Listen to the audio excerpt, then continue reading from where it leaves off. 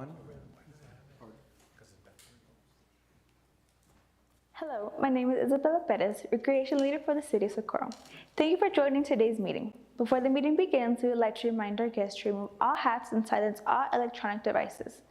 No disruptive behavior or outbursts will be tolerated, and violators are subject to ejection and possible prosecution. Hola, mi nombre es Judy Rodríguez, secretaria de Planificación de la Ciudad de Socorro. Gracias por participar en la reunión de hoy. Antes de que comience la reunión, nos gustaría recordarles a nuestros invitados favor de quitarse los sombreros y silenciar todos los dispositivos electrónicos. No se tolerará ningún comportamiento perturbador ni exabrupto y los infractores estarán sujetos a expulsión y posible procesamiento. It is 6:03 p.m. This meeting is called to order.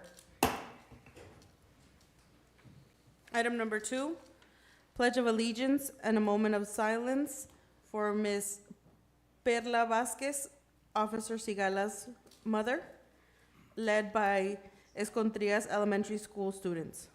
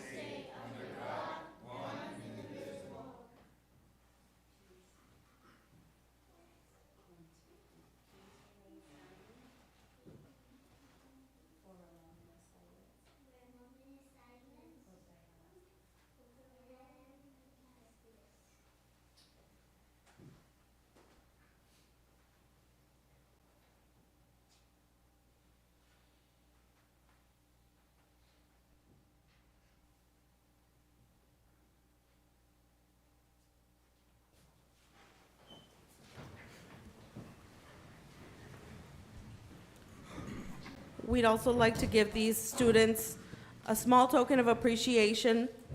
So when I call your name, please come forward.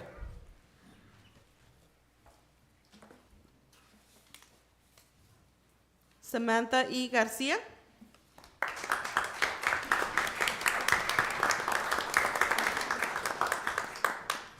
Abril D. Gaitán.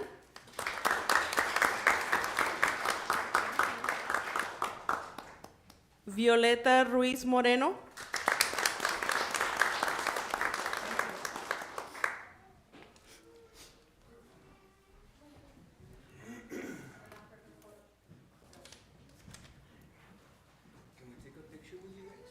At this time, if there's any parents in the audience that want to take a picture, you can come to the front.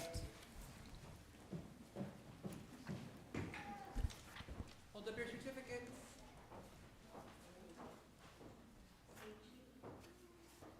Is teacher here? Yes.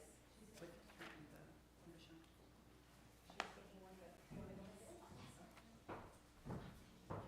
Thank you.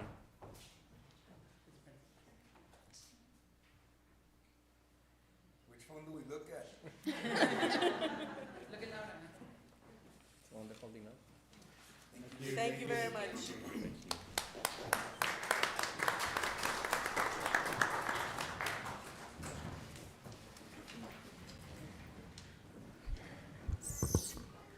I'd also like to make note that Commissioner Ileana Holguin is present. If you'd like to stand up, please.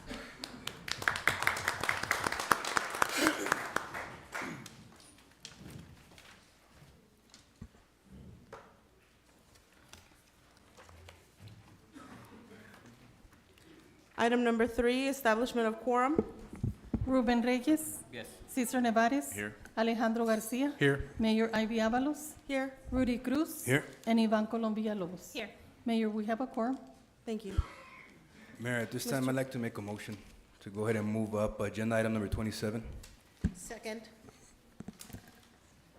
Ruben Reyes. Yes. Cesar Nevares. Yes. Alejandro Garcia. Aye. Rudy Cruz. Aye. And Ivan Colom Villalobos. Yes.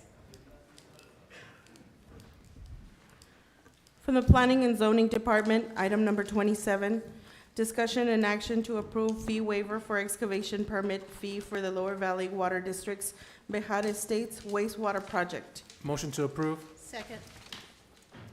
Good evening, Mayor and Council. Lorraine Camino, City Planner. Item 27 on the agenda is a request from the Lower Valley Water District for a waiver of the excavation permit for the Bejar Estates water project, wastewater project. The permit fee is $523,125. Planning and zoning staff attended the pre-construction meeting for the Bejar Estates wastewater project on October the 3rd at the Lower Valley Water District offices. At that time, permits were discussed and the contractor was aware of the permit requirements. Meeting notes state that that Bain was in the process of submitting the permit applications to the city of Socorro. Then on December the 5th, the building official issued a notice of violation to Bain Construction for failing to obtain a permit for excavation work that was being conducted at Pretty Acres Lane, and work was halted. Bain submitted the application for the permit and staff issued them an invoice. Shortly after that, the Lower Valley Water District reached out to the city and asked the staff to consider a waiver for the excavation permit, and if work could continue.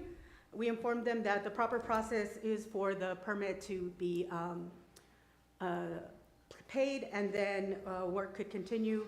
And if they wanted, we could place the item for the fee waiver at the next available council agenda, which is on your agenda today. With that, staff can answer any questions, but Lower Valley Water District is also here to answer any questions. Mayor? Oh. Go ahead, Alex. I have a question. So, what's the process so the process would be getting the permits first, right? Yes. Obviously. So, was there a reason why we started without? Why they Permit? started without a Yes. permit? No, we were not given a reason. But we do have Lower Valley Water here. But to Lower answer that Valley Water question. District here, their contractor Okay. is Bain, and they are the contractors on the project. Okay. Mayor, may I ask Lorraine a question? Yes, Mr. Martinez. Good evening, Council. Jim Martinez, City Attorney. Lorraine, I want to make sure we're working off the same ordinance. Does the ordinance provide for a mechanism to waive the fee? No. So the ordinance does not allow us to waive the fee. That's why it has to come to council. We don't have that authority. If we had As that staff, authority, we it don't wouldn't, have as a staff, we don't have that. Right, but I mean, my question is and I don't mean to be cryptic, the ordinance that I read, I just want to make sure it's the current one, doesn't have any mechanism for waiving a fee by anyone, does it? Correct. No, But it you doesn't. have brought items such as these to city council. In the time that I've been here, we've taken one and, Almost every And- project that Lower Valley Water does, we've waived the fee. Yeah, just, Council, just as a structural matter, I do have concerns about waiving a fee if a mechanism for waiving it is not contained in the ordinance. We've had similar discussions with permit fees, like for parades and other events. We do have some ordinances where there's a that says, if it serves a public purpose, if the city is a co-sponsor, we can waive it or reduce it. I'm just concerned that that's not contained in the ordinance. I mean, the ordinance says you're gonna charge the fee, and there's no exception for it or a mechanism for even council to waive it. Mayor, May? yes, Mr. Cruz? Jim, I think that it doesn't specifically state the mechanism procedure, but I do feel, and correct me if I'm wrong, I have read in our ordinances that the only governing body that can waive a fee of any sort, of any amount, is this governing body right here, the council. Oh, I think that's Staff true. can't do it, we can do it for the most part. In prior instances, past instances, the council has waived those fees because it does meet that public purpose for providing those services.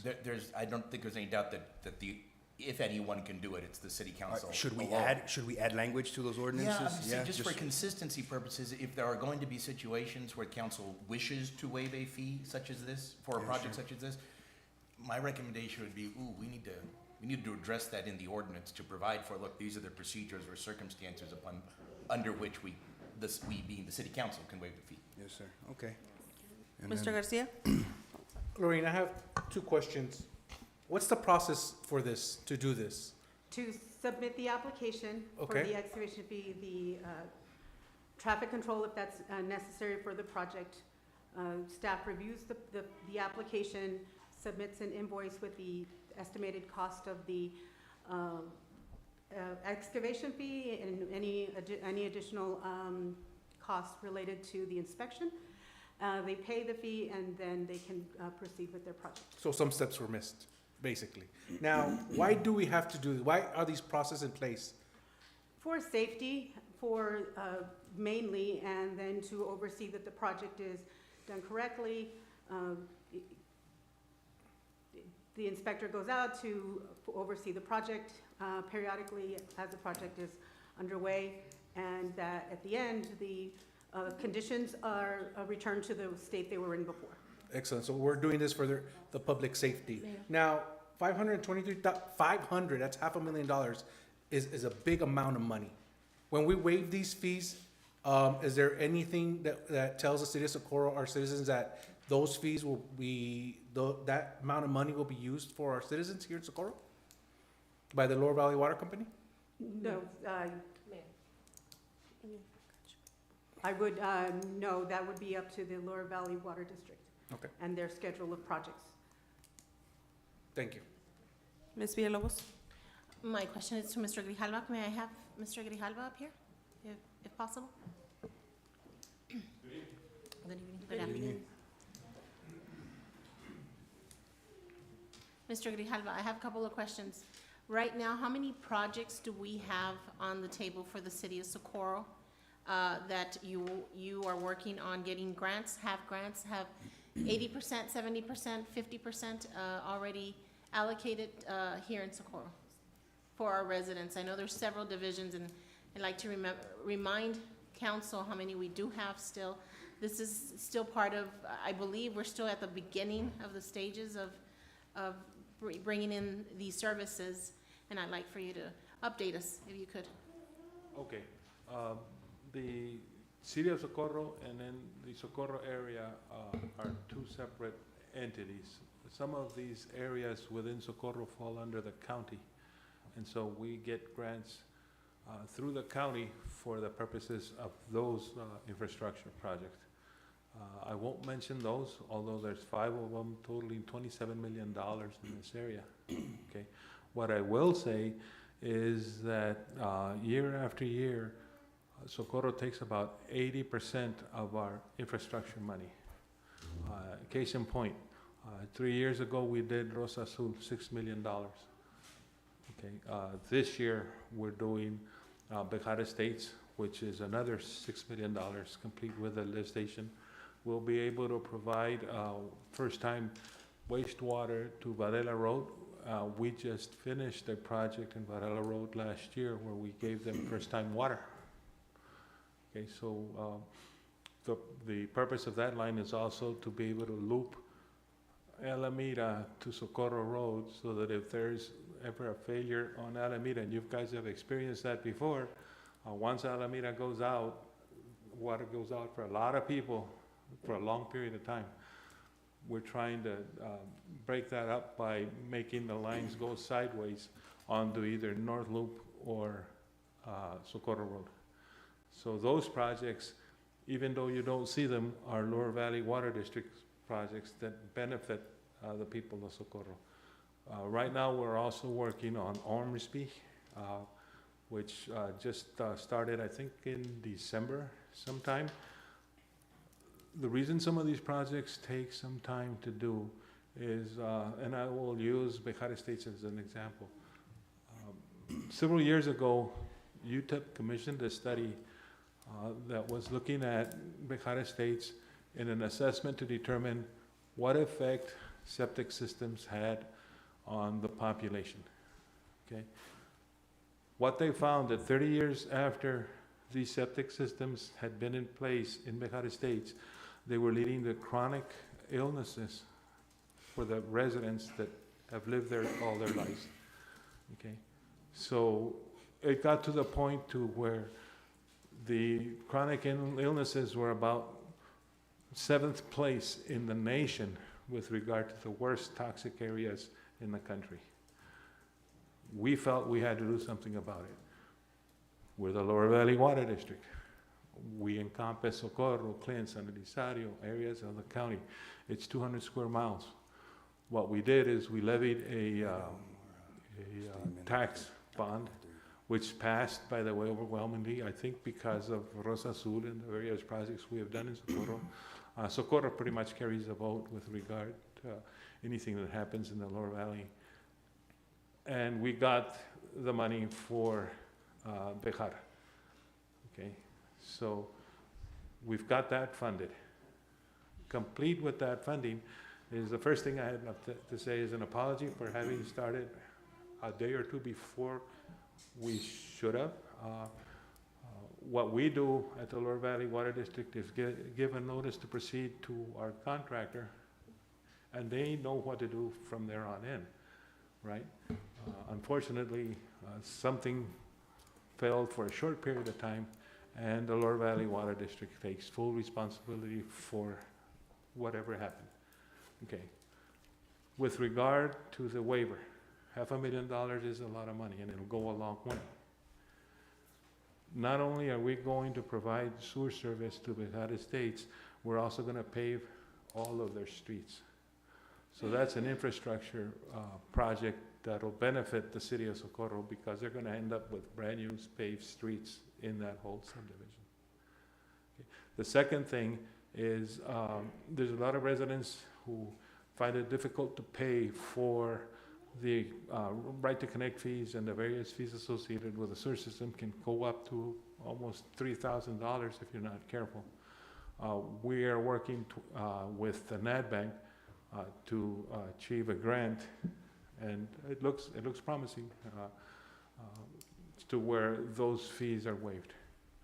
And so the residents, your constituents in Bejar Estates will benefit from a brand new road and hopefully the decommissioning and commissioning connection fees being waived to hook them up to first-time sewer. That's all I can say about that, other than we apologize for what happened, and we hope that you can continue on and waive some of these fees. You do get them back. You do get them back. We're currently also working on the one-offs. There's a person, was asked 4 people here on Burt Road that want first-time sewer. We started the process of surveying. The way it goes is you survey first, then you do an engineering design, and then you let out for an engineering contract, and then you can get it all done. It can take, like in Bejar, it took about 3 years. In smaller projects, it can take maybe 6 months, maybe a year. So we're constantly working every project that's on our Envisions projects website. On our website, we actually list all of the projects that we have outstanding that we haven't done yet. And we're working toward achieving all of those. The more we save on our bond issuances and our loans, the more we can ask for to be able to produce these projects. Mr. Cruz? Mr. Grijalva, thank you for speaking on behalf of Lower Valley Water. At the same time, I think it's safe to say that 80% of your infrastructure dollars from Lower Valley Water is because 80% of your clientele comes from Socorro. Yes. I think that's safe to say, right? So it only makes sense to put those 2 and 2 together. I think moving forward, so that we don't cause any confusion for the public, I know I got some calls from some residents, and there was some confusion. So long story short, this would have happened on any job site with any project here in the city. Should a contractor break ground without a proper permit from the city, work will come to a halt. We didn't stop it because we thought it was a project that shouldn't have been done. By all means, I think it should be done. It's for the public. No, that didn't come from us, okay, that. No, no. Hey, whoever wouldn't smelt say it, dealt it. No. But, no, I didn't say it came from you all, but I think we can work together. Yes, sir. Our staff and your staff, as far as communication goes for these types of projects. Hey, you know what, the contractor messed up, they started beforehand. We'd like to present you with this, which I think that's what happened at the end of the day. Yes. But we have a packed house here, and I wanted to clarify those things for the public, the residents, because they deserve full, disclosure as to how our business dealings goes, and let them know that this council is working to better their lives and make things easier for them. So, awesome. They'll get sewer and brand new paved roads at the end of the day, ¿verdad? Yes, sir. All right, good deal. Mr. Garcia? Thank you, sir, for your time, and I just wanted to make sure we point out that communication is very important here, and if anybody were to call us, and we put this in the agenda right away, and those are the things, it's just a miscommunication, especially with our public, because I got phone calls too. And that's I want to appreciate everybody who did call, because it was a good conversation, and now we're here. So thank you for your time and your apology, and thank you, that's it. I would like to add, in case you have any questions, we have both the consultant engineer and the contractor here present, if you guys have any questions for them. Ms. Villalobos? Or Go ahead. No, go ahead. I think my only question is, if the grant from NetBank doesn't go through, would you be able to use this waiver permit fees for the connection of the residents? We will go to our board to waive those fees, yes. Okay, thank you. I can't decide what the board's going to do, but we'll tell them exactly what happened and why they didn't get the cap money and whether we can fund it or not. Correct, Right. and that the city of Socorro waived the fees in order to provide you funds in order to bring projects to Socorro. Yes, ma'am. All right. We'll do our absolute best, and I think we don't want to be salesmen, but I think this one's in the bag. Okay. We have you on record. Ms. Villalobos? And TV. I just want to say that I'm excited about this project. I think I met with the Lower Valley Water in my first term regarding all this, and I know that we spoke about it and that it was coming, and it's here now, and I'm excited. I hope that everything turns out great, and just know that your council is working for you. We don't have a magic wand, and we can't give you everything immediately, but this has been in the plans for a very long time, and I'm super excited, and I'm excited for you guys. Thank you. Mayor, before you take we do have several speakers that have signed up for this item. Our first speaker is Mary Ann Dominguez.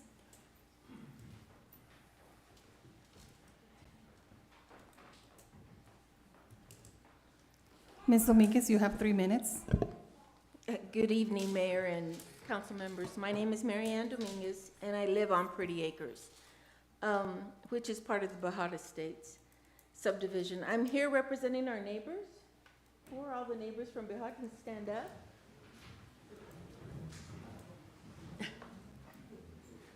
I'm here representing our neighbors. I have lived in the area since 1990. We have been waiting for the sewer service for a very, very long time. We approached Lower Valley Water in 2014 because we got our water connected in the 1990s, and we were told that the sewer would come in about 5 or 10 years. So 2014, I approached their board and said, what's going on? We've been at this for 10 years with the Lower Valley Water. We've gone through 3 general managers. Now, we've gone through that, and finally, we got allotted the loans and the money with the help of Mr. Grijalva. We got the money and the loans to do this, and we were just recently notified about this $500,000 fee. And we're a simple community. The majority of us are on fixed incomes. We have all worked very hard to have our homes and to build them the way they are. We have been paying taxes all this time, and if you could waive this fee, would be greatly appreciated. If the fee remains, the cost of the service will probably come back to us, and it would prevent Lower Valley Water helping other places get water and sewer. So we're just asking you to take this into consideration and to avoid the hardship for our neighbors. Thank you very much. Thank you. Alejandra Vaquera.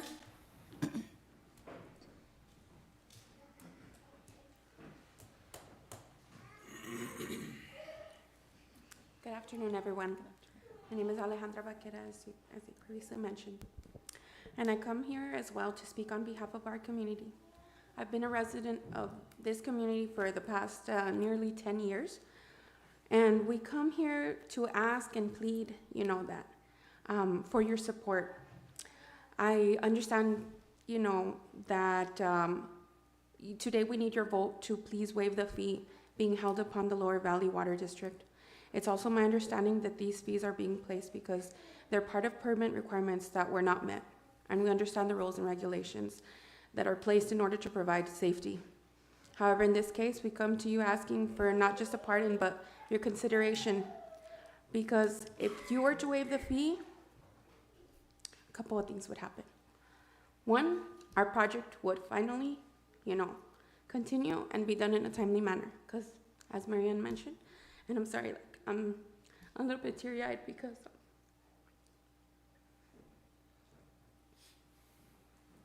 our neighbors are not just our neighbors, they are our family. And I feel that that's what Socorro is, it's our family. The project expenditures, I understand that by keeping them at a minimum, it would in turn help with other communities just like our own, receiving these services, which are basic human necessities that I feel that anybody should be able to have. Most of our families living in this community are elderly, and a few young families such as my own with multiple children, as you could probably hear back there. It can make it a very hard position if such high fees are imposed upon us, because naturally, this would all have a trickling effect. We ask you today, as the saying says, it takes a village. We're coming to you, our village, to touch your heart in consideration of this. And that we have been looking forward to this. And we'd like to have our sewer system no longer be septic, but rather a more sustainable source offered by the Lower Valley Water District. And in order for this to happen, we need your help today. Thank you. Ruben Vaquera.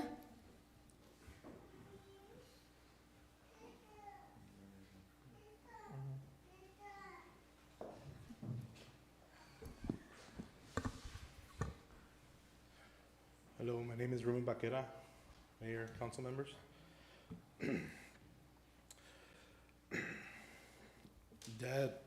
Dad, what is that smell? Mijo, it's a septic tank. What is that smell, Dad? Kids, that's a septic tank. My dad, me, my kids, 3 generations living with a septic system. We are here asking for the support of our city to assist us with any way possible to help our multi-generational humble community with getting access to basic necessities. No person should live with the worries of having to open a dark, horrid, revolting container of their own waste. But unfortunately, this is a reality within the 70+ families living in our area. Servicing, finding clogged pipes, and even dealing with the hordes of backed up systems spewing the contents in the tub, toilet, and even the backyards during family gatherings, frightening and disgusting everyone.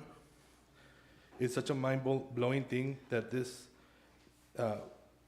that after 30+ years, we are still trying to get our basic needs met. This is why we come to you, asking for your support. Please help by waiving the fees and making this dream a reality. This will be greatly appreciated and will be the exact push that will allow all the families in our community to live a normal life. Thank you. Manuel Martinez.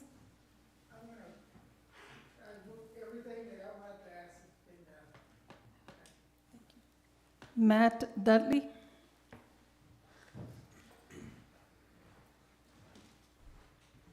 Evening.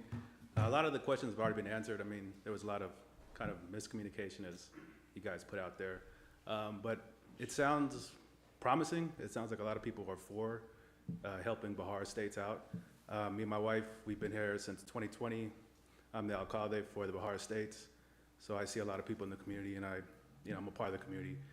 And so I'm here just, wanted to get all the information I could about what was going on and make sure that something that, they haven't had, and, moving to the area and not being there and knowing how long it's taken, just kind of seemed like something that, shouldn't happen. And I'm glad to be a part of the community, and I'm glad to see things moving forward. And I appreciate the support that we have had to get this fee waived, just processed and done, and they can get started and finish up on the sewage in a timely manner. And, we can move on to bigger and better things, and, and just enjoy our community. So with that, I thank you guys. Thank you. Jacqueline Acuña.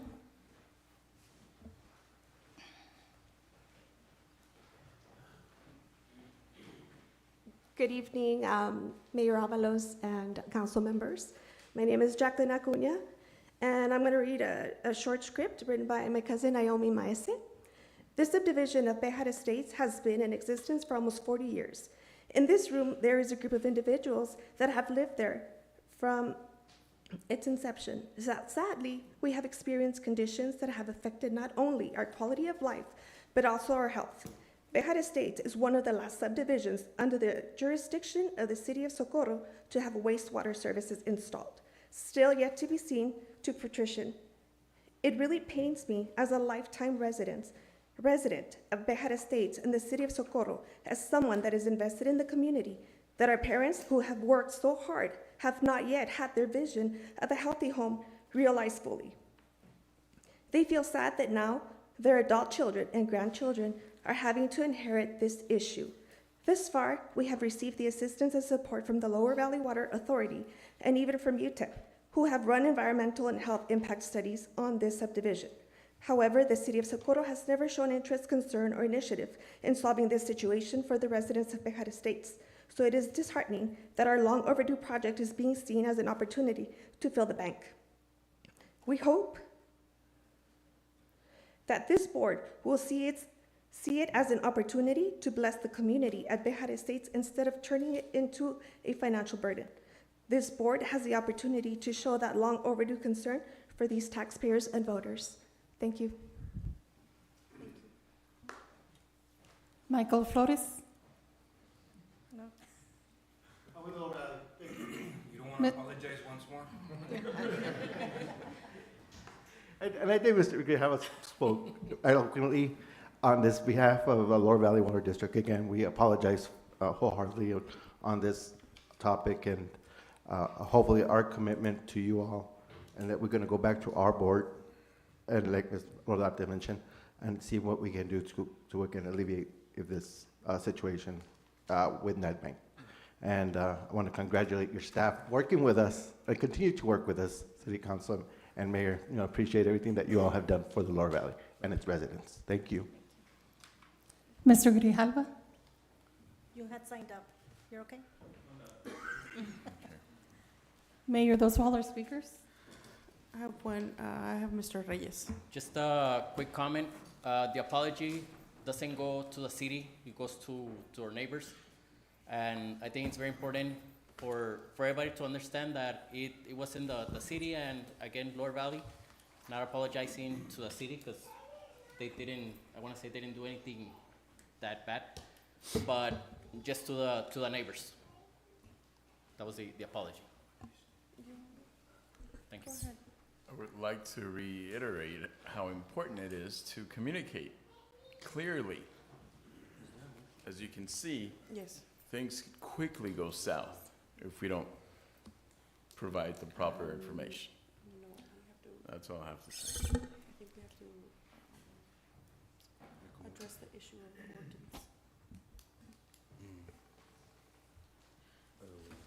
Okay, Mr. Martinez, do we have to address the motion, in the motion, the ordinance? No? No, in fact, that's probably a separate.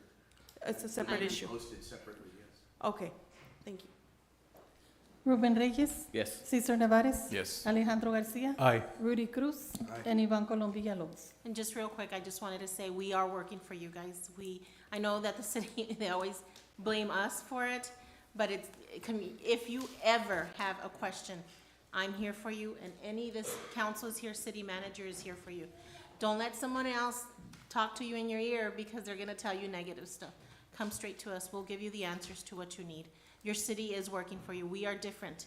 This council is different. We are you. I'm here because I didn't like what was happening here. So we are you. You are us, okay? So please ask us for any questions. This way you're not, have misinformation and then think that the city's not working for you, but we are. The city manager doesn't sleep. Let me tell you, we're working hard, and my answer is yes.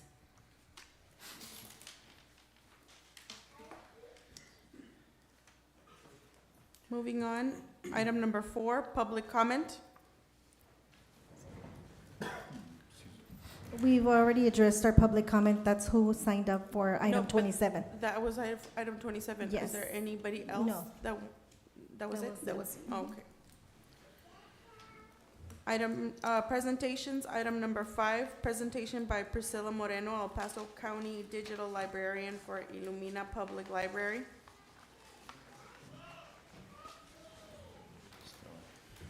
Good evening, Mayor and Council. I hope everyone had a very Merry Christmas and a Happy New Year. My name is Ileana Holguin, and I am the El Paso County Commissioner for Precinct 3, which of course includes the beautiful city of Socorro. And I am very appreciative that you have given us a couple of minutes on your very busy agenda, because we're here to talk to you about a very exciting initiative that has been recently undertaken by the county, which is the establishment of our brand new Illumina Digital Library. So I'm here to present to you Priscilla Moreno, who is our digital librarian, and she's got a presentation that she's going to show you about all of the wonderful resources that are available on the county's digital library. And we're talking about not just books, but also magazines, movies, music, tutoring services, language learning services. There's just hundreds of thousands of resources that are available through the county's new digital library, and they are completely free for county residents. So we're here to tell you a little bit about the library, but also to ask for your help to help us spread the word to all of our residents, students, elderly individuals, seniors, people looking for employment, because there's all kinds of services available to them as well. So we'd like to ask for your help in helping us spread the word about this very exciting project. And with that, I'm going to pass the mic over to Priscilla. Thank you very much. If I could interrupt you for 1 second, I just want to let the people go out before you start your presentation so that there's no background noise or interruptions.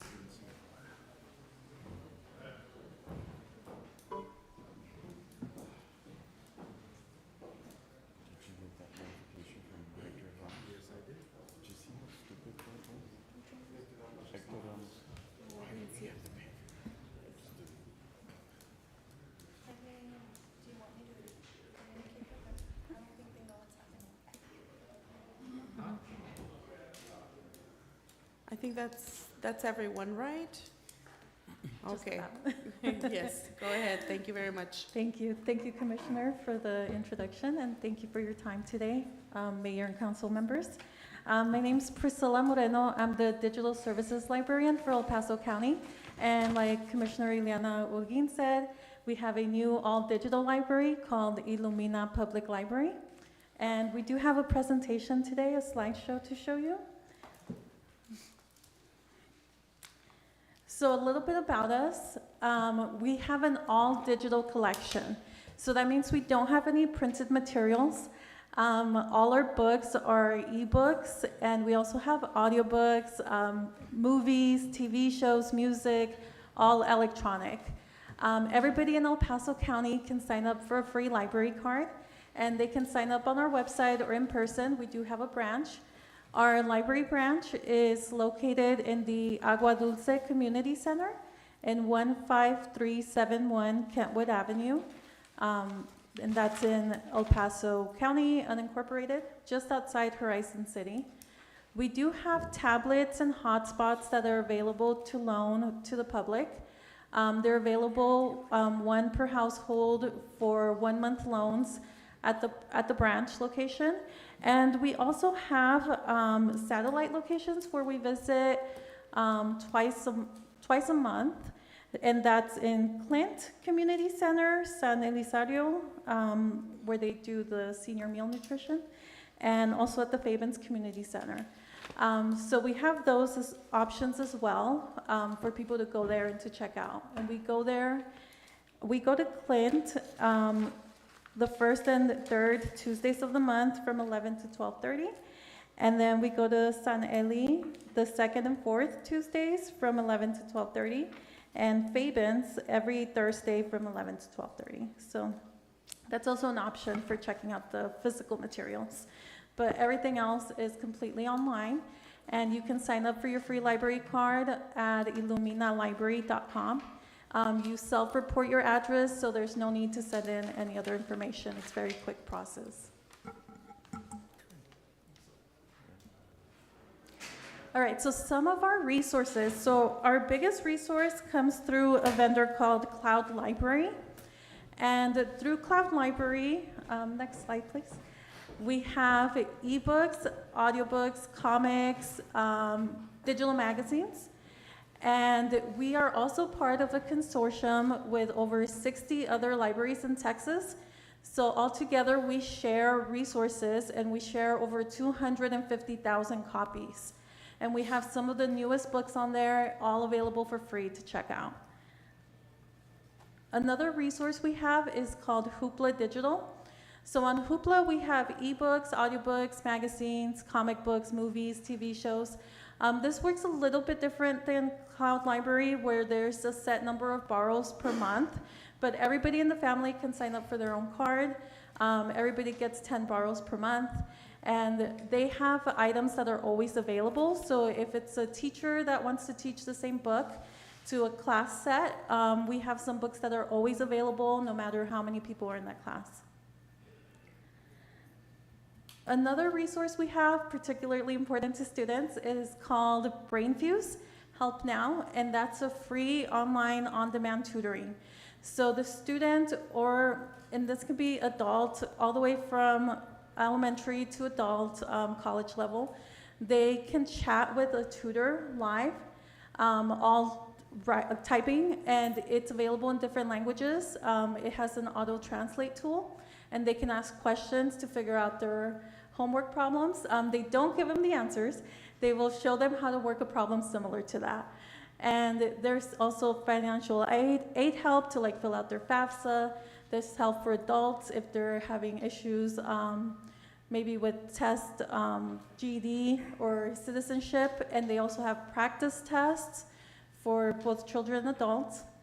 And they also have resources where there's different links for them to find more information. Another resource that's good for people wanting to learn a language. So we have over 70 different languages, and this includes English as a second language. We use this in conjunction with some conversational English classes that we have in person at the Agua Dulce Community Center. We do that once a week. And we have patrons that go on there after hours, and they are able to practice their English that way. And there's all sorts of languages you can learn on there, especially if you want to travel. It's good to know. Canopy is our free streaming service. So they have movies, they have documentary, art films, all available for free. I call it like a free Netflix. You're able to hook it up to your TV. You can watch it on your phone, your tablet, computer, but if you have a smart TV, you can download the app on there and watch movies on there. They do have a version that's for everybody, and they also have a version that's just for kids.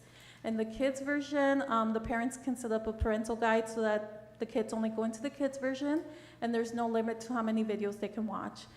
They have a lot of educational films, and they also have for kids videos that are kind of like a story being read aloud to them while they're watching the video.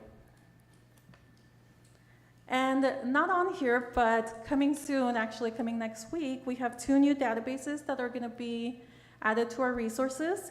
And one of them is called Chilton Library, and Chilton is an online database with countless auto repair manuals.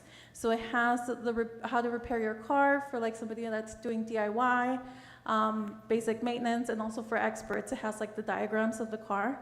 And it also has a tool that will tell you how much it would cost to repair something, like an estimate.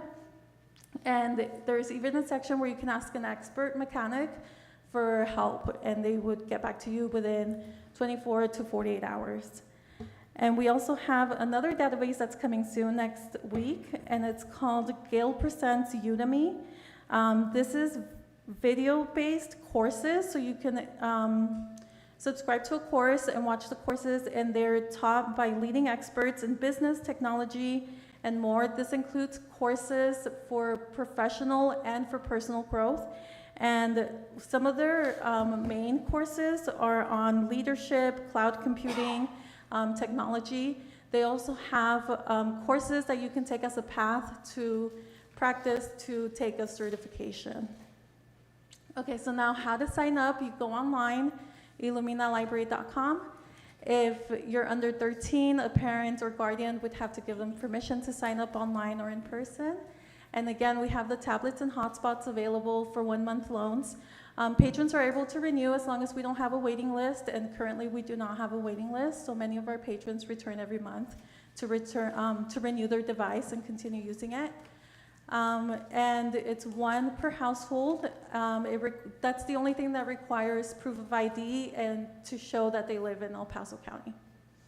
And I am happy to answer any questions that you may have. Yes? I just registered. It took me less than a minute, so. Yay.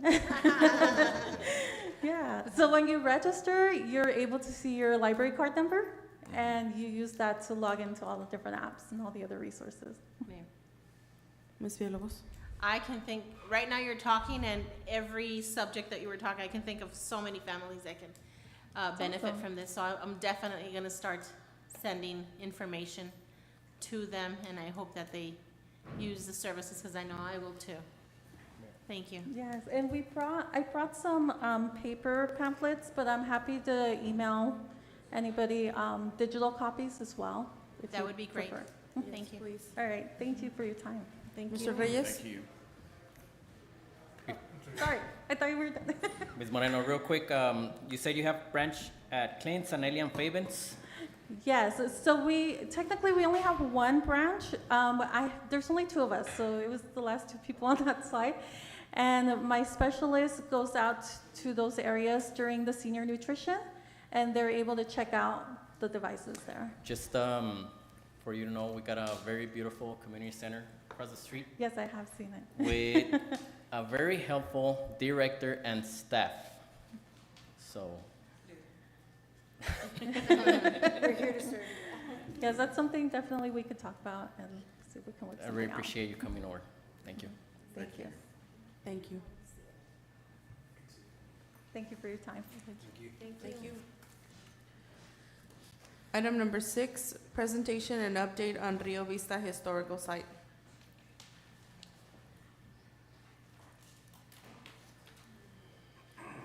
From our fabulous director. Good evening, Mayor and Council. I'm pleased to present the update for the National Historic Landmark designation on our very beautiful Rio Vista site.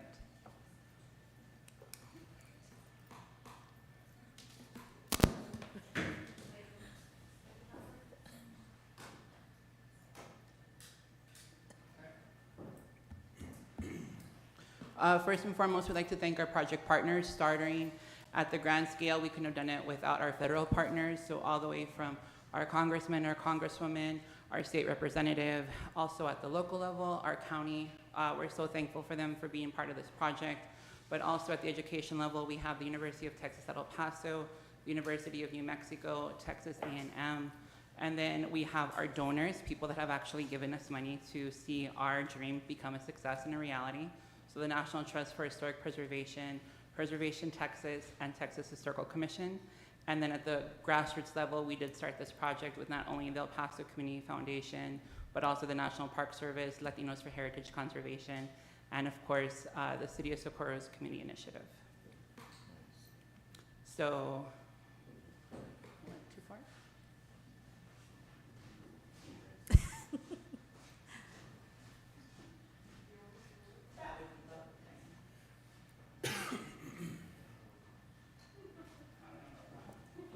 If you only had staff to help you. So the reason that we are here today is for the National Historic Landmark. However, it's important to note that currently there are only 2,600 in the entire country. Some NHLs do include, you know, the White House, the Brooklyn Bridge, Alcatraz Island, and Yellowstone. However, of those 2,600, only 49 as of 2021 included the Alamo, the Apollo Mission Control, and the state capitol of the governor's mansion that had Latino significance. The need for Latino heritage conservation comes, as we mentioned, 2,600 are only Latino based, with only, 2,600 with only 8% that are Latino based. So of those, a very small percentage talk about our community, people that are representative of us and that of our history. So just to put into numbers, in 2023, the United States had a population of 335,893,238. 19% of our population identify as Hispanic, or that's 63.8 million people. Meaning in 2023, there were only 208 National Historic Landmarks in the United States, which represent people of Hispanic origin. Meaning only 208 places represent 63.8 people. That's 208 out of 2,600. So the majority of the history that is being preserved, conserved, and promoted is not Latino origin. So we were at the forefront of bringing awareness and also advocacy for why Latino heritage is important. This timeline started in 2014 when a man by the name of Gary Williams spoke in front of our council and asked for Rio Vista to be on the most endangered list. At the time, we had no idea what that meant and thought they wanted to demolish Rio Vista. Rio Vista got a lot of acknowledgement, not only from the local level, but also the state level. And quickly we started our project to go ahead and get NHL designation. From 2014 all the way to 2023, numerous staff members, council members, administration helped on this project. We worked with our consultants to go ahead and start with research, including Sale Monte Casper with the National Trust for Historic Preservation, who funded an architect and a historical preservationist on their dime to go ahead and help us get this designation.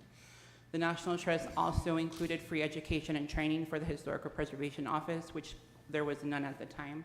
In 2016, we did do a framework seeing how the capital improvement plan and the capital improvement project could have a home for the Rio Vista Community Center and what the future would intake of that. In 2017, we were awarded $240,000 and then an additional $200,000 to go ahead and get the NHL designation written in draft form. In 2017, the Historic Preservation Office was named a Diversity Scholar for their work on the Rio Vista Community Center. In 2017, staff, along with UTEP and the National Trust, created the first ever Bracero History Summit, where we really got our first interaction with braceros that went through the Rio Vista site and got their oral histories and education. We learned about stories, how families were started, how husbands met their wives, how people worked all over the country, and how they ultimately came back to Socorro to make this their forever home. In 2017, the site saw its first physical construction by way of emergency stabilization, which included new roofs and also air conditioning units and also framing for the buildings that are currently used by the public. In 2018, we continued in-house architecture engineering firms with the way of Olivia Terraconi, who was funded by the National Trust. They actually paid her whole salary for 2 years and worked on our project without any cost to the city. In 2018, the City of Socorro opened up a request for proposals for Phase 2 of the Rio Vista NHL nomination. Front Range consultants were chosen to go ahead and create our NHL nomination form, which would go to the National Park Service, and by way of that, also the National Park Service Advisory Commission. In 2020, during the pandemic, we didn't stop working at the NHL designation. We continued to take advantage of Zoom meetings and our consultants and doing research through online libraries, such as the New County of El Paso's Public Library, to go ahead and get information. In 2020, we had our first draft and was able to conduct staff and peer reviews, as well as scholarly reviews with other universities. We did a second draft after those reviews in 2020 and submitted to the National Park Service in 2021. The nomination, again, was by Front Range Associates. The final NHL was submitted to the National Park Service in 2021 for consideration. Also in that year, we were supposed to be on the docket or an agenda for review, however, they canceled it. In 2021, they came again in the fall, hoping to see if they had a quorum to host the meeting. They did, and we received first review and remarks in 2021. Between 2021 and 2023, there was no movement on our agenda item or the application for the NHL nomination. It wasn't for lack of trying, but we did promote a lot of the activities that we held there at the NHL, including having the kickoff meeting and the groundbreaking for this project, which included Gary Williams on the left, council at the time, staff, and then we included fun and interesting ways to do public engagement, which included a meet and greet with the Dallas Cowboy cheerleaders at the Rio Vista Community Center. This was some of our evidence in showing that there was a need for people to be educated and brought awareness, and people that wanted to preserve our project by having the first ever Bracero History Summit. We also held many charrettes in the public to find out why this place mattered. That was our tagline for the efforts. We wanted to get ideas and opinions and stories of what this place meant to families, not only in the immediate region of Socorro, but also the community and those that have left Socorro and still call this place home and have fond memories of the site. We did go through numerous trainings with the Texas Historical Mission to get updated on best practices for Adobe. Unfortunately, there's not a lot of Adobe specialists, so it was really vital that we actually did hands-on groundwork for our buildings. This included getting maintenance on board and having them learn how to repair historical windows and window panes, and showing them exactly why it's important that we don't necessarily leave the past in the past, but we preserve it, promote it, and educate the public on it. This included being gifted our flagpole, which is a 50-foot flagpole in the center of our property by Nomadic Art Museum Black Cube. Some of you may remember that they actually did a custom flag for us, which was made out of cotton to resemble the skin of the braceros, so it could be weathered by the sun. Embroidered in white on white is the American eagle, which talons are intertwined with the Mexican eagle. In 2023, the National Park Service Advisory Board did review our application for historical landmark designation and did approve it for consideration, but we did not hear back at the time regarding the status of the site. So I would like to read into the record the letter from the Secretary.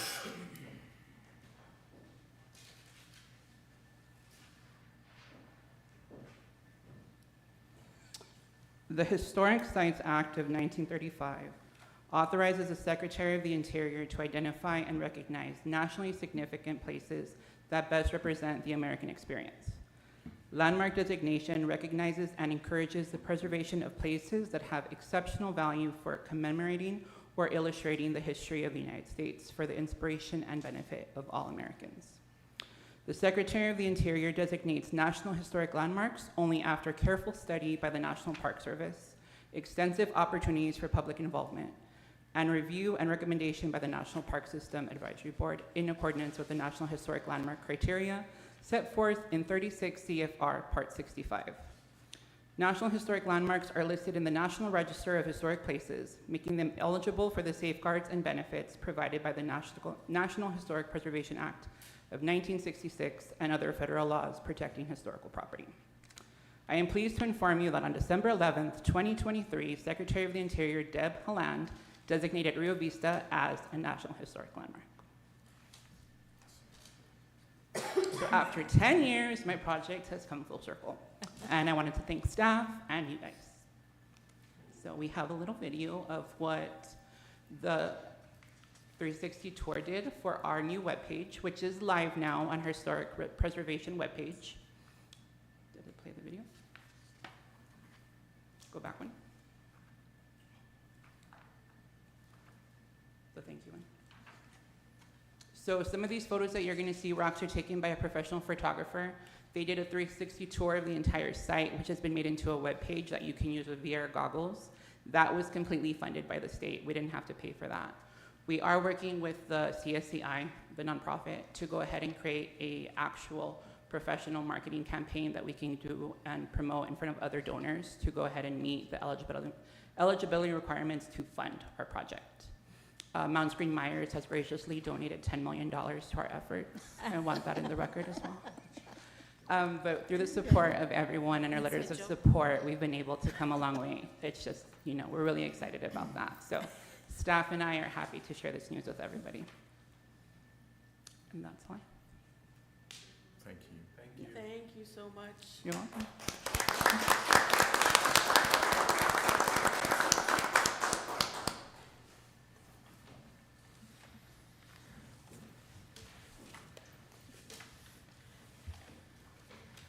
That just makes me so happy. I mean, it's a big accomplishment for everyone in Socorro, so thank you. 10 years, wow. Yeah. Okay, moving on to consent agenda. Do we have a motion? Motion to consent agenda? Second. Did you have something to say? Yes, I know that Mr. Casiano is always sitting here and we always approve it. Do you have anything you want to share with us before we vote? No. No. Obviously, you're always prepared, and this time you said they're not going to call me, so. No, we're in good shape. We're good? Okay. All right. Miss. I would offer, I'm sorry to interrupt. No, Ms. Rodarte, if she had anything to share. On consent agenda? What item, ma'am? No, There's a I'm talking total about, of 10 items. yeah, I know. What is it, 9? No, if you have anything to share aside from what we have here in front that you're excited about, that's okay. Okay. It's just we always vote on it, and Mr. Casiano always sits up here and then we just, I don't know if he has something good to share, but that's We're okay. here to answer any questions that you might have regarding the The items on monthly consent report? agenda. Is that what you're talking about? Yeah, Number 9? Number 9. Mhm. No? The November monthly Mr. report? Martinez? Did you Yes, have ma'am. something? Mayor Jim Martinez, City Attorney. Two things. I would suggest that the motion be to approve or deny. And then I do have a proposed floor amendment. It's just a little detail we missed on one of the ordinances. For item number 14, I would propose to add to the end of the substantive paragraph, the paragraph that immediately precedes the phrase read, approved, and adopted. At the end of that paragraph, I would propose adding the phrase and waiving the requirement for a drainage report, a soils analysis, and waiving sidewalk requirements. End amendment. A question for legal. That was the request that was made by the applicant, but the Planning and Zoning Commission only waived the soils report. Oh, I changed, assuming, you have the ability to do any of them. I thought staff was recommending all three. If council wishes to follow the P&Z Recommendation. Commission recommendation, I would change the amendment to waive only the requirement for a soils report.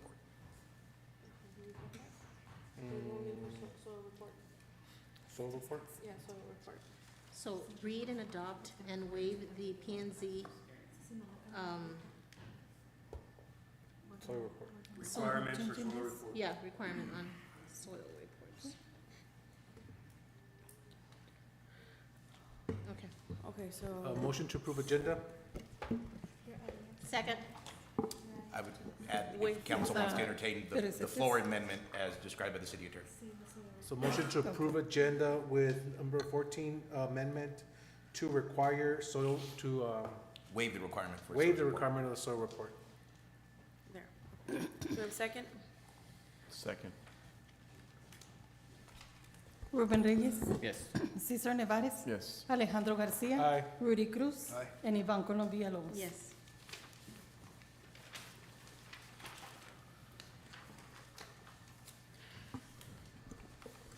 Moving on to regular agenda, public hearing and ordinances. Item number 21, public hearing of an ordinance approving the preliminary plat for Horizon subdivision being a portion of tract 24E Block 9, Socorro Grant, Socorro, Texas. Public hearing is now open at 7:06 PM.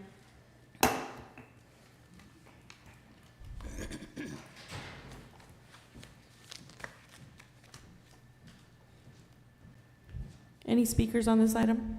No speakers, Mayor.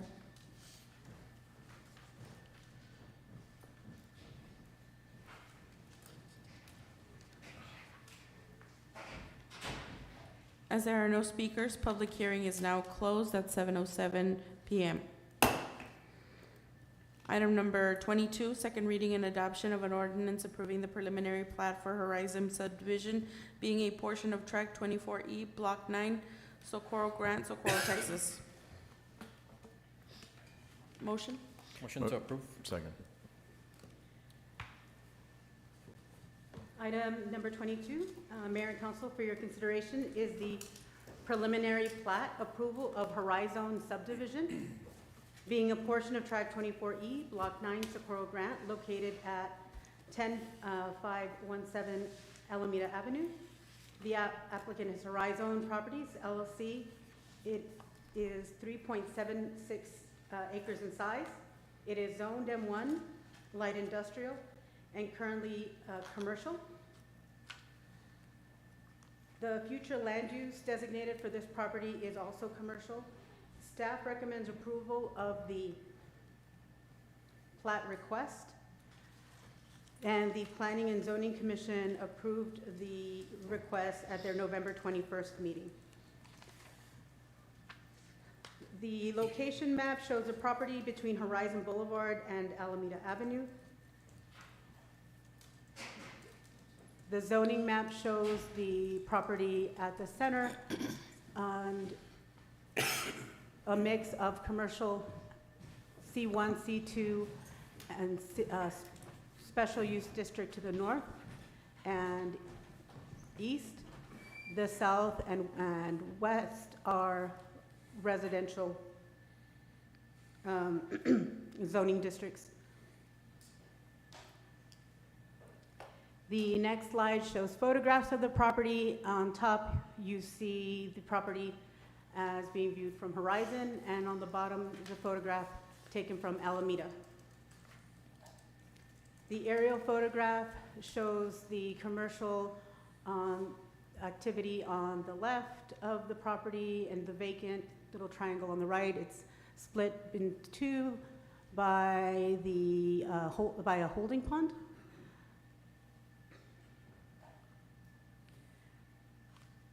Next is the preliminary plat. The property is being proposed to be split into two lots, one being 135,796 square feet, and the second 28,232 square feet. And in summary, the request is to approve the preliminary plat of Horizon subdivision for commercial development. With that, staff can answer any questions. Ms. Villalobos? So right now you had the plat map and it was blue. That's the holding pond, right? Can you go back to the? Yes, right in between the two. Okay, so And that's there's the thin sliver at the bottom connecting the two. right, and that's the holding pond. So we're going from commercial to commercial. Is there a difference? No, this is just a plat request. Yes. So the zoning map again shows the pond in blue, Okay. the light purple highlighted in yellow, is the plat request. Okay. It's currently one tract and it's being split into. And what's the purpose? What are they going to continue to use it, or are they changing the use, and what They're is just the splitting business? the two to be able to use the triangle that's facing Horizon. Okay, so they're already using to my left, the purple side, as commercial. I saw trucks. Yes, there's it's for 18-wheelers. currently a commercial trucking company there. And they want the triangle to mimic what's happening on the other side? They're splitting it in two lots. I'm not sure if the applicant is here or the representative, no. But it's for commercial. Again, 18-wheelers again? No, it's a smaller triangle. They're splitting it into two lots. Correct, but it's currently zoned as M1. It is zoned as M1.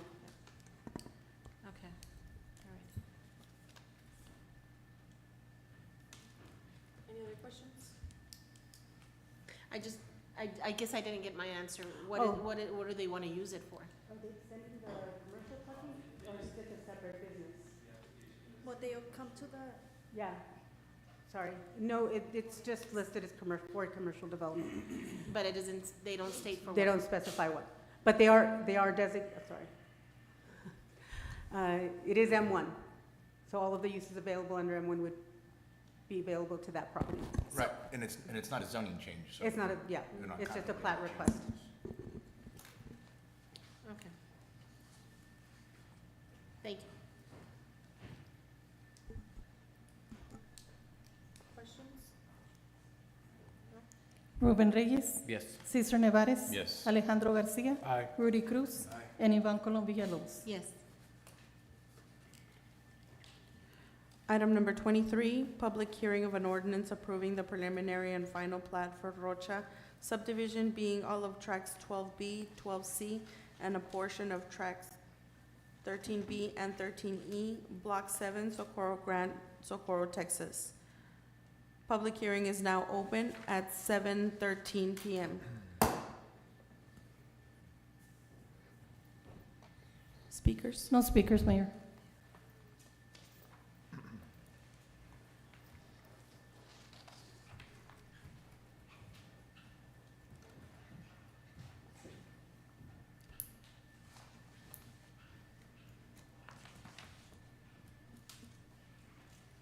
As there are no speakers for this item, public hearing is now closed at 7:13 p.m. Item 24, second reading and adoption of an ordinance approving the preliminary and final plat for Rocha subdivision being all of tracks 12B, 12C, and a portion of tracks 13B and 13E, Block 7, Socorro Grant, Socorro, Texas. Thank you, Mayor. Oh, one Sorry. moment, please. Do we have a motion? Motion to approve. Second. Thank you. Item 24 on the agenda is a request for preliminary and plat approval for Rocha subdivision being all of tracks 12B, 12C, and a portion of tracks 13B and 13E, Block 7 of Socorro Grant, located at 9953 and 9957 Alameda Avenue. The applicants are Rosa and Ricardo Rodarte. The property is 0.43 acres in size. It is currently zoned C2 General Commercial. The land use is currently commercial and it's occupied by a tire shop. The future land use designation for the property is commercial. Staff recommends approval for the preliminary and final plat request. The Planning and Zoning Commission voted to approve the request at their November 21st meeting. Any questions? Ms. Villalobos? Again, do we know why they're trying to The- change it? If we move farther down the slides, we can see the photograph. It is currently a tire shop, and they are merely combining the two lots to formalize the plat, but they don't have any plans to change any of the operation on the property. Oh, and the applicant's representative, applicant is here to answer any questions.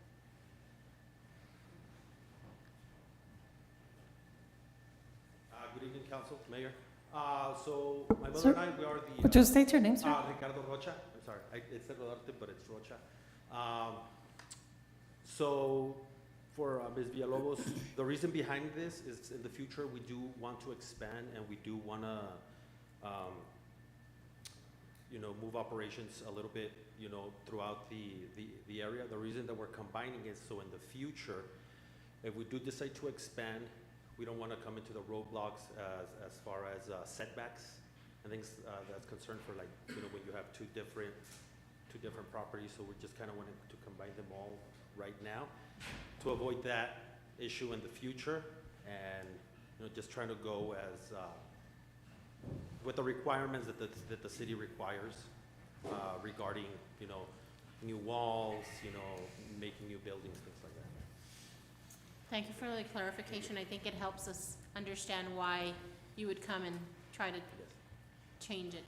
Because not all changes are alike. Exactly. And this is new to me, trying to combine something and because of the setbacks and whatnot.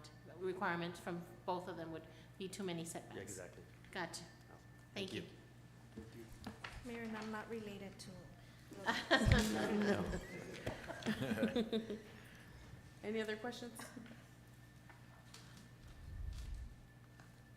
Ruben Reyes. Yes. Cesar Nevares. Yes. Alejandro Garcia. Aye. Rudy Cruz. Aye. And Ivan Colom Villalobos. Yes. Item number 25, public hearing of an ordinance approving the conditional use permit to allow a communications tower in an SU-1 special use zoning district at 11400 Socorro Road, being Lot 1, Block 1, a replat of the tract 19-E, Block 27, Socorro Grant, Socorro, Texas. Public hearing is now open at 7:17 p.m. Any No speakers, Mayor. No speakers?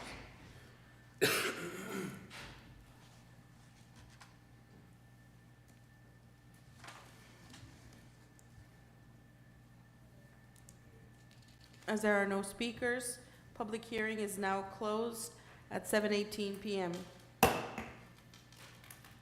Item number 26, second reading and adoption of an ordinance approving the conditional use permit to allow a communications tower in an SU-1 special use zoning district at 11400 Socorro Road, being Lot 1, Block 1, a replat of tract 19-E, Block 27, Socorro Grant, Socorro, Texas. Motion to approve. Second. Thank you. Item number 26 is a request for a conditional use permit to allow a communications tower in an SU-1 zoning district. The owner and applicant is 11400 Socorro Road, LLC, and the property is located at 11400 Socorro Road, being Lot 1, Block 1, a replat of Tract 19E, Block 27, Socorro Grant. The lot is 0.4 acres in size, and the future land use map designates the area as commercial. This item may look familiar as it was presented to City Council as a special exemption. The applicant was requesting more than 3 food trucks on one lot and tract. They came back with the 9 food trucks across the 2 lots that they own. And one of the conditions was that they come back with a conditional use permit for the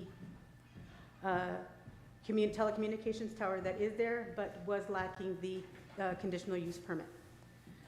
Planning and Zoning staff recommends approval of the conditional use permit request. Planning and Zoning Commission voted to approve the request at their November 21st meeting.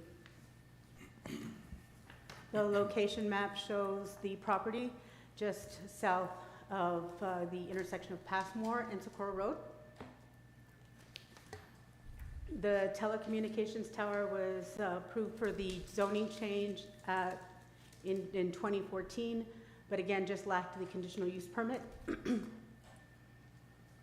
These are photographs of the rear of the property looking at the telecommunications tower from the businesses on Socorro Road. And the aerial photograph shows the commercial uses abutting Socorro Road, the vacant agricultural land to the east, to the west, and then the commercial development on the east and south. As a public hearing, notification of the meeting was distributed to property owners within 200 feet of the property. No correspondence was received either against or in favor of the request. And this is the site plan showing the telecommunications tower and the applicant's proposal for the food trucks and parking. In summary, the request is to approve the conditional use permit for the telecommunications tower. With that, staff can answer any questions. Questions?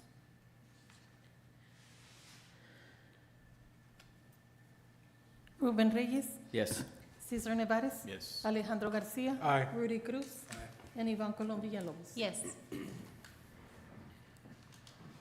City Manager, item number 28, discussion and action requesting approval to appoint Lorraine Quimito as the building official of the City of Socorro. Motion to approve. Second. Good evening, Mayor and Council. This item is requesting approval to appoint Lorraine Camilo, City Planner, as the building official per section 4621 of the Muni Code. This appointment will allow the city to be able to sign all required documentation in reference to the Planning and Zoning Department. Do you all have any questions, concerns? Are you ready?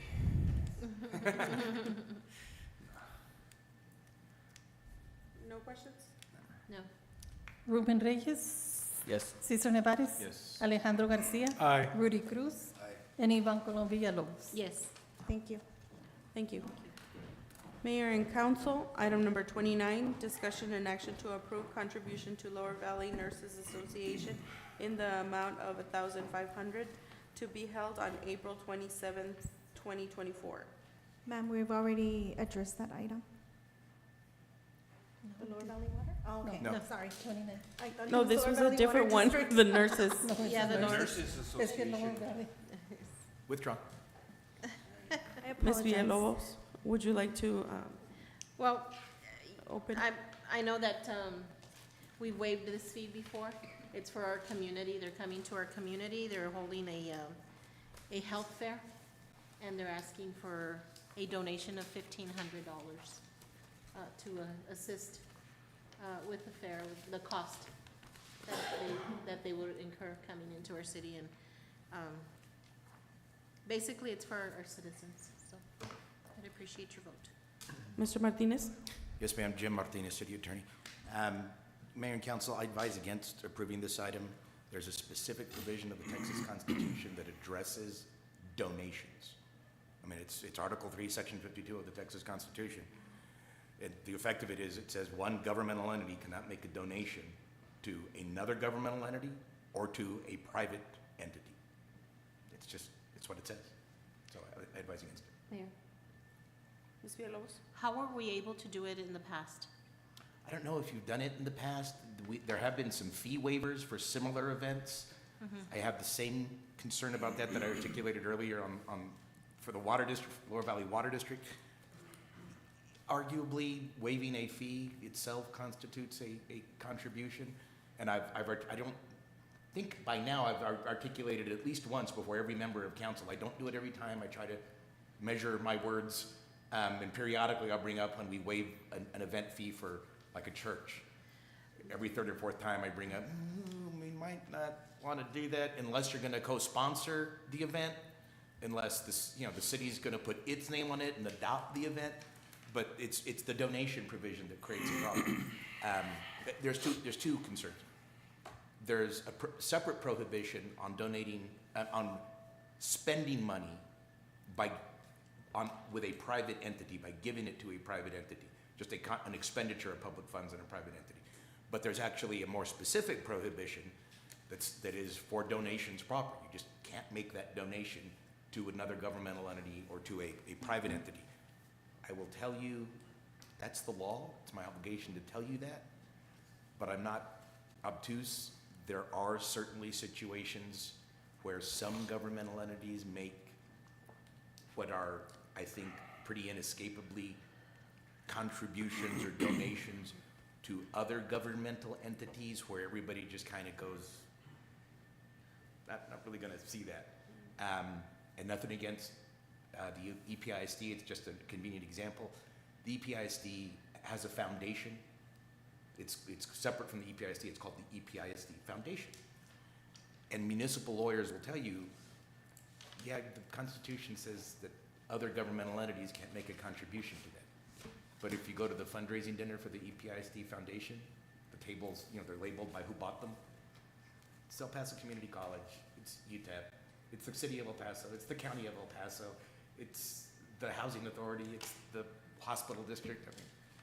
And everybody just kind of says, well, okay, we're not going to really pay attention. But my concern with that is that's done administratively. It's typically not approved by the board itself or by the governing boards. When it's the city council itself acting and voting to act, I just simply can't sit by and watch you and without saying anything advise the council, yes, it's okay to approve this item, when in fact it is prohibited by the Texas Constitution. Ms. Villalobos? So there's no way of getting around it. How about donating, that's still the same thing, supplies that they would need? I think you're still spending public money on a private entity that, in a way that Okay. constitutes a donation. And how about, do they have to pay a permit fee to, That I do not know. do, Ms. Rodarte, Ms. Camilo? I don't really know anything about the event. Mhm. She sent a link that I couldn't open, so Uh-huh. I really don't know what it is that they're, I don't know if they're doing it inside the high school. Yeah, but it's probably, didn't mean to interrupt. No, I mean, I don't know. Yeah, I didn't either, which is why I just don't know. I mean, my thought is, if it's being held at a high school in, you know, property owned by the school district, they probably don't need any Okay. kind of permit from the city. And so if we deny it tonight and find a way, we can bring back the item? Sure. Okay. Yes, especially, yes, particularly if it's, there are Robert's rules that control that, provisions of Robert's rules that control that, but particularly if the proposal is to do it in a different way, it's a different mechanism, not just a contribution, then yeah, that would be a different item. I know, anytime you want bad news, ask me. And we need a motion. Right. Can we just delete it? Yes, you can delete. We just motion to delete? Second. Do we need to be more specific with the deletion of that item? No. No? Okay. Ruben Reyes, Yes. Cesar Nevares. Yes. Alejandro Garcia. Aye. Rudy Cruz. Aye. And Ivan Colombia Lopez. Yes. Mr. Martinez, anything for 30, 31, or 32? No, ma'am. Motion to delete items 31, 32, and 33. Second. No, it's 30, 31. 30, 31, 32, sorry. Ruben Reyes, Yes. Cesar Nevares. Yes. Alejandro Garcia. Aye. Rudy Cruz. Aye. And Ivan Colombia Lopez. Yes. Motion to adjourn? Second. Ruben Reyes, Yes. Cesar Nevares. Yes. Alejandro Garcia. Aye. Rudy Cruz. Aye. And Ivan Colombia Lopez. Yes. Meeting adjourns at 7:29 PM. Good night. Happy New Goodbye. Year.